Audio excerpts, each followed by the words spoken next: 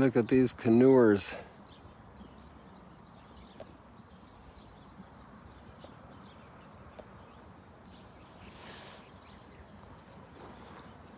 And there's another boat further over. I don't know if we, yes. You see over there on the left. I don't know if they're canoers as well. Maybe it's a little bit bigger, that one. Maybe it's fishermen. Although it's very far out for fishermen.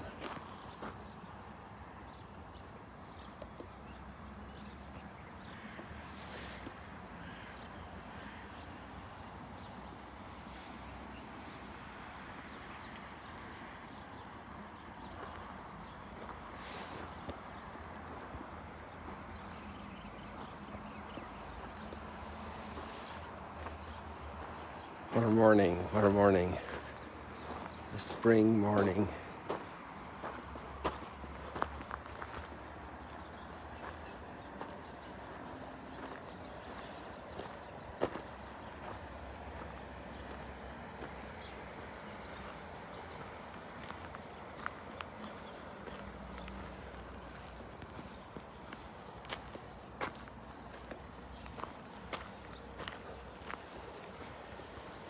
So, where's your hope?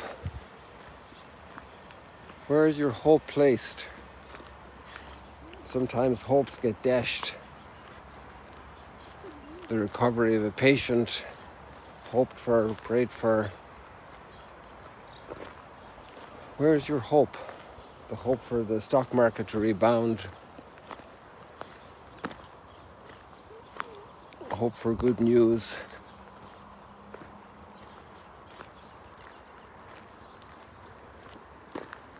It's amazing how much the readings today have in common.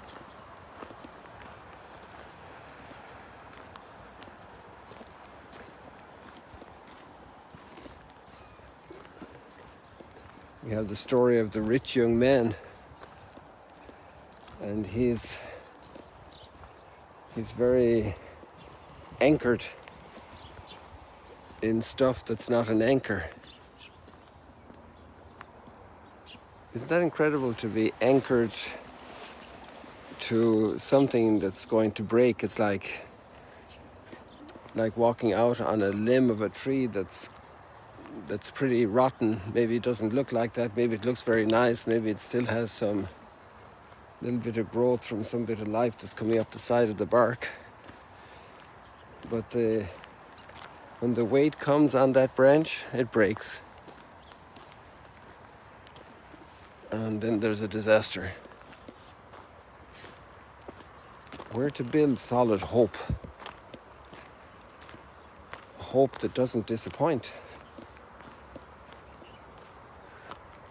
And sometimes there's really a great attachment, a very firm anchoring to things that we want them to be our solid ground, but they just don't make it. They don't make the cut. There are movements underneath that break that.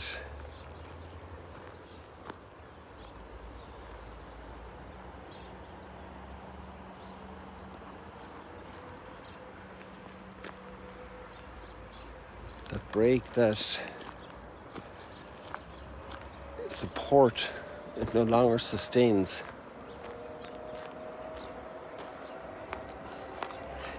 And there we have the rich man with all the confidence he has in his possessions, and he's unable to leave them for a much better deal,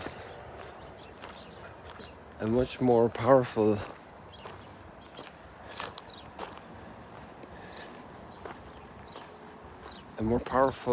experience, more powerful fulfillment, an ultimate fulfillment that won't disappoint.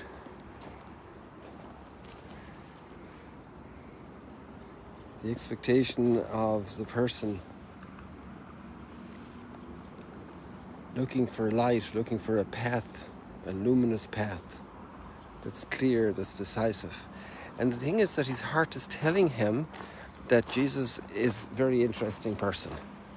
that Jesus has some advice for him. You know, people look for business advisors, counselors, coaches, professional coaches, consultants. But they go further away when they don't have it properly built from the light. They go further away. They're separated more and more from the light. They lose it with the attachments, the anchoring. That rich man that couldn't leave his stuff for that relationship with Jesus. I'm fascinated by the letter of Peter because he was a rich man. Relatively speaking, he had his own boat with his brother. He had a business, and he couldn't leave it behind. Well, he did. He left everything behind immediately when Jesus called and followed him. So there we have that letter today of Peter as well. It's built on a consistency. And he's talking about an imperishable hope. The letter of Peter is amazing. It's so biblical, so filled. It's like, a soaked sponge, soaking, dripping water. It's soaked in the Hebrew scriptures. It's soaked in the experience of Jesus. It's soaked in the contact with the resurrection. It's just a bright light in the darkness of that pagan world, offering a hope that will not perish. Read the letter, it's amazing. If you have a Bible with good footnotes that connects you to the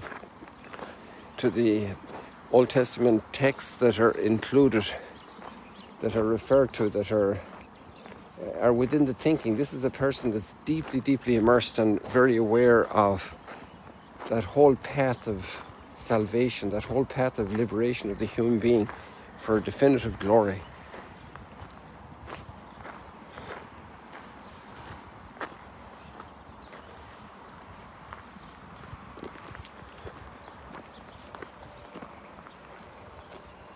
I don't know when you're doing the stroll and chat each morning if you have access to the texts that I send you, or you can only see them after the video is posted. But you can always have the text from the day before. Just press that arrow forward, and there you can find it. It's a very easy system. As Jesus was setting out on a journey, a man ran up, knelt down before him, and asked him, "Good teacher, what must I do to inherit eternal life?" It's a big question. What must I do to inherit eternal life? And then we go to Peter's letter, just swing over there, and it says, I don't want to read it all. It's just an incredible paragraph. It's basically after the first two lines, it's the opening salvo of Peter's letter, which is not very long. It's a short letter, but it's filled with somehow a new life that has emerged, a new sunrise in culture, a new springtime on the mountain. See all these flowers, all the yellow flowers, all these bushes.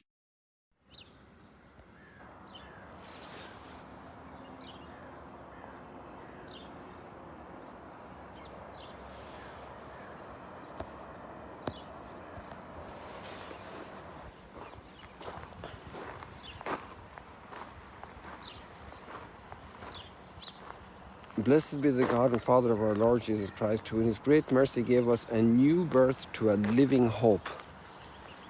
A new birth to a living hope. This is baptism.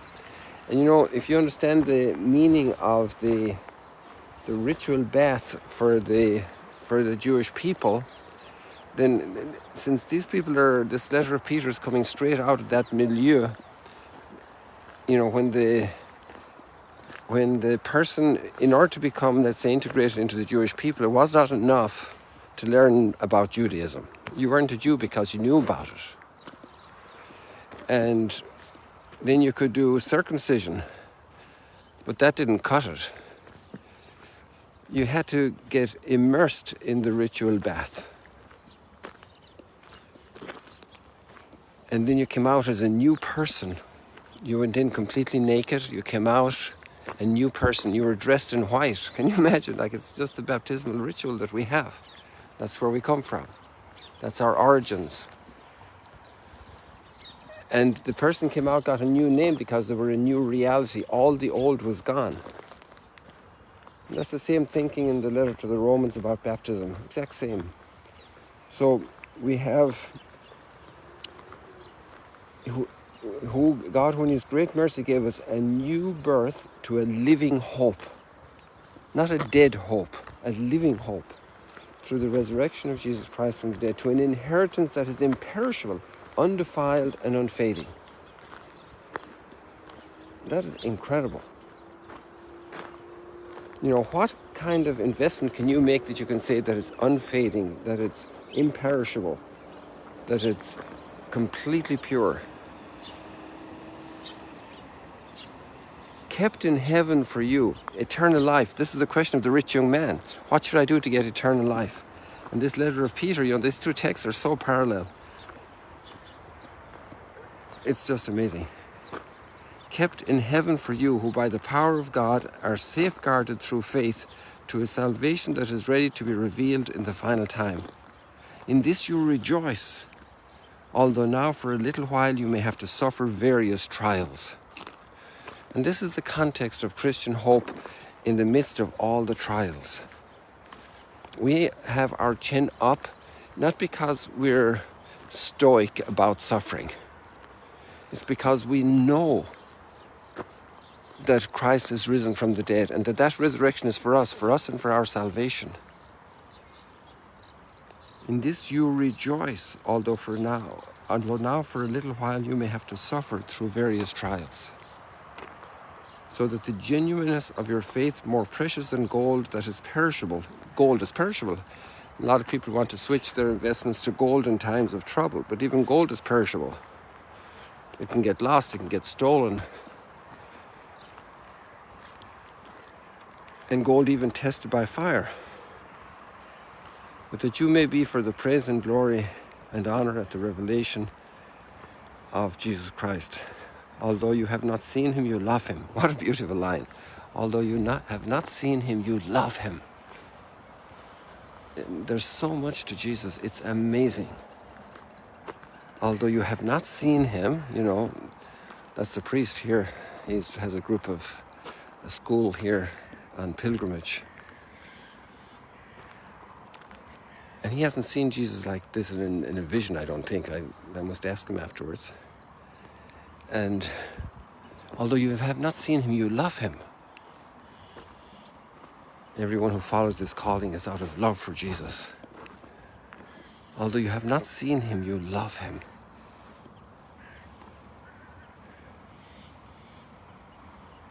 Even though you do not see him now, yet you believe in him. You rejoice with an indescribable and glorious joy as you attain the goal of faith, the salvation of your souls. I have this beautiful line that's also deeply, deeply anchored from Psalm 111. The Lord will remember his covenant forever. People, thank you so much for joining. It's great to have you here. You get me out every morning to see the sun rising. You don't want to miss it, right? And we'll just do a little selfie moment here.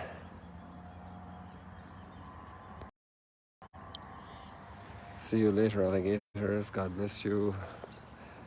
It's amazing the amount of inquiries we're getting every day from guides, from people. Just got an inquiry for a priest in California, San Diego. Another group coming in the beginning of March. It's really amazing. It's beautiful. It's springtime and pilgrimage again. The trees will blossom. They'll have leaves. They'll have fruit. God bless you. See you later, alligators.